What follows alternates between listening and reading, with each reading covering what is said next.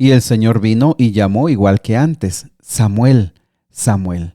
Y Samuel respondió: habla, que tu siervo oye. ¿Te gustaría saber cuál era este mensaje, pero sobre todo a quién iba dirigido y cuál era la consecuencia?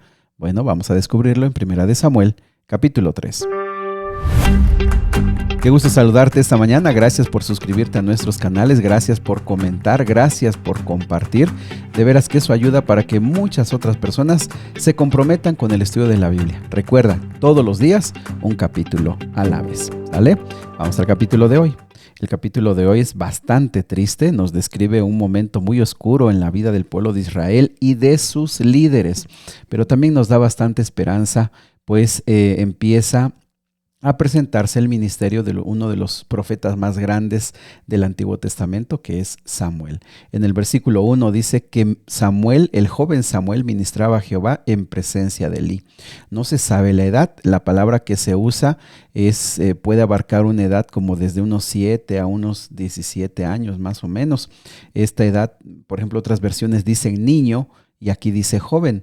Algunos consideran, de hecho, Flavio Josefo, un historiador conocido, dice que Samuel tenía unos 12 años, pero no se sabe a ciencia cierta cuál era su edad. Ministraba, recordemos que esto significa que trabajaba en las labores propias del santuario, pero que también ayudaba en algunas tareas seculares, es decir, el servicio de Samuel era en todos los aspectos, estaba al servicio del sacerdote Elí. En segundo lugar, deja claro lo que decíamos de la oscuridad espiritual. Ahora bien, dice, en esos días los mensajes del Señor eran muy escasos y las visiones muy poco comunes. No había ni en frecuencia ni en calidad, es decir, no habían mensajes claros, abundantes o con mucha frecuencia. No había, casi no se manifestaba. Pero ¿cómo iba a pasar si el pueblo estaba descarriado y los líderes, en este caso representados por Elí y sus hijos, pues estaban en una oscuridad espiritual? Esto lo que nos deja ver, mis amigos, es que cuando en la iglesia y como líderes se aleja uno de Dios, o no está uno interesado en los mensajes de Dios, el Espíritu Santo no tiene un efecto transformador ni habla al corazón del ser humano, porque pues el ser humano no tiene el deseo de escuchar. Con esta plataforma del versículo 2 en adelante se explica cómo fue la primera vez que Jehová habló a Samuel. Ojo, aquí hay algo bien interesante porque Samuel era un niño consagrado, era un niño dedicado a Jehová, un niño que desde que tuvo comprensión, razonamiento, él estuvo de acuerdo, aceptó el llamado, aceptó el propósito, estaba feliz con lo que él pues no había escogido, porque él desde que nació fue dedicado al Señor. Como ya lo dijimos, esto es todo lo contrario a Sansón, que desde que tiene uso de conciencia no está de acuerdo y no quiere vivir de acuerdo a ese propósito. Usó su libre albedrío para estar en contra del propósito de Dios, o por lo menos no tomarlo en cuenta. Así que ahora, aunque Samuel es un niño consagrado, es un niño entregado a Dios, él tiene que encontrarse con Dios para tomar una decisión por su propia cuenta, de entregarse completamente a Dios. Y sabes que eso es muy valioso principalmente a los que hemos crecido desde en la infancia, desde niños, conociendo a Dios, que crecimos en la iglesia, crecimos conociendo a nuestro Dios. De todos modos llega una edad en la que por decisión propia uno tiene que entregar su corazón a Dios. Y eso es lo que le pasó a Samuel. Se iba a encontrar por primera vez con la voz de Dios. ¿Cómo se dio? Bueno, dice el versículo 2 que Elí estaba acostado en su aposento y en esa edad él ya no podía ver bien, sus ojos estaban oscureciendo. Algunos consideran que esto es una metáfora de que pues también su habilidad espiritual también se estaba apagando. Él, aunque era un líder, ya no estaba siguiendo la voz de Dios, ni estaba siendo el factor de uso de Dios, sino que él simplemente pues estaba pasando sus últimos días, pero físicamente también no podía ver. Así que Samuel versículo 3, estaba durmiendo en el templo donde estaba el arca de Dios, y sucedió antes de que la lámpara de Dios fuese apagada. número 3, última parte. Algunos consideran que esta expresión significa que antes de que amaneciera, antes de que se apagaran las lámparas que iluminan en la oscuridad, pues antes de que se apaguen esas lámparas, porque ya amaneció, ese fue el momento en que Dios le habló. O nuevamente, nos ayuda como a comprender cuando va a amanecer, ustedes saben que es cuando más oscuridad hay. Lo que quiere decir es que el mensaje de Jehová llegó cuando más oscuridad espiritual había en ese tiempo en el pueblo de Israel. El versículo 4 dice que Jehová le habló a Samuel y él dijo, heme aquí. La construcción en hebreo no deja claro si fue una voz audible, o sea, que se escuchó, o fue una voz en el interior de Samuel. Lo que queda claro es que Samuel entendió que alguien lo estaba llamando y quién era más que Elí, que por estar ciego pues podía necesitar su ayuda en cualquier momento. Así que él aquí demuestra su carácter noble, servicial y atento, rápido para responder, porque corre. Él va corriendo y dice, heme aquí, ¿para qué me llamaste? Fíjense cómo en estos pequeños detalles se deja ver el carácter de este niño, de este quizá adolescente. Mis amigos, qué valiosa es la instrucción en la infancia. Cuán poco tiempo dura esa infancia, cuán poco tiempo tienen los padres para poder instruir desde pequeños a sus hijos, para que queden en ellos los pilares, los fundamentos, para que de grandes puedan ser así prestos, obedientes, atentos, rápidos, pero sobre todo que aprendan a escuchar la voz de Dios. Bueno, como ustedes conocen la historia seguramente, le llamó una vez. Él fue, se presentó ante Elí, él dice, yo no te he llamado, regrésate, una segunda vez, una tercera vez. Y en la tercera vez, Elí entendió que no era sino la voz de Jehová quien estaba llamando a Samuel. Y fíjate, aunque vemos que Elí fue un mal padre y también un mal sacerdote, pero también tenía muchas cosas positivas que se dejan ver.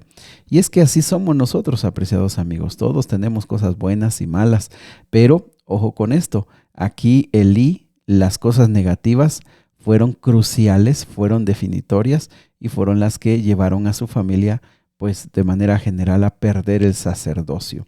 Así que cuidado, hay de cosas malas a malas, es decir, hay cosas que debemos pensar que a veces las minimizamos, pero realmente son muy odiosas delante de Dios.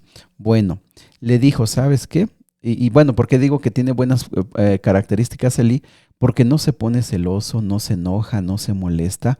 Al contrario, él entiende que Samuel lo va a reemplazar. Y él entiende que Jehová estará hablando de ahora en adelante con Samuel. Y él no se enoja, al contrario, le enseña y le dice cómo tiene que reaccionar. Y le dice esta instrucción, ve, vuelve a acostarte y si te vuelve a llamar, vas a decir, habla Jehová porque tu siervo oye. Fíjense cómo con estas instrucciones dejó claro lo que tendría que hacer y así Samuel lo hizo. Fue y obedeció. Y entonces, versículo número 10 en adelante, Jehová vuelve a presentarse, vuelve a hablar y él responde como se instruyó. Habla porque tu siervo oye. Esa frase, habla porque tu siervo oye, es una frase que se usó en la Biblia en diferentes ocasiones por grandes hombres, lo que deja una idea de sumisión, de humildad y de presto para obedecer. Esto nos enseña, mis amigos, que es una actitud que deberíamos cultivar delante de Dios. Tristemente, nosotros a veces nunca llegamos a aprender esta actitud, porque a veces cuando vamos a orar a Dios, vamos y muchas veces, y hoy dentro del cristianismo hasta parece que se está enseñando más, que vas a demandar, vas a exigir, vas a obligar o a insistir tanto hasta que canses a Dios y Dios te dé lo que quieres. Habla, Señor, porque tu siervo oye. Es una actitud que deberíamos nosotros entender, comprender, pero sobre todo es una actitud que deberíamos poner en práctica. Si tan solo cada mañana, cada día, antes de que se apaguen las luces de la noche, es decir, en la madrugada nos levantáramos y pudiéramos arrodillarnos delante de Dios y decir, habla Señor que tu siervo oye, ¿cuántas cosas Dios nos daría, nos hablaría? Pero estamos tan ocupados, Estamos tan llenos de información, estamos tan atareados y sabes que tristemente en muchas ocasiones estamos atareados con cosas religiosas, cosas de la iglesia, que no digo que esté mal, al contrario, qué bueno que estás ocupado, pero cuando todas esas cosas, aún las buenas, te quitan de pasar tiempo con tu Padre Celestial, ahí hay un problema. Y que tarde o temprano lo vas a ver, lo vas a sentir, vas a dejar de escuchar la voz de Dios. Y es que la voz de Dios es más que inteligencia. La voz de Dios es más que la capacidad de razonar y pensar, es sabiduría.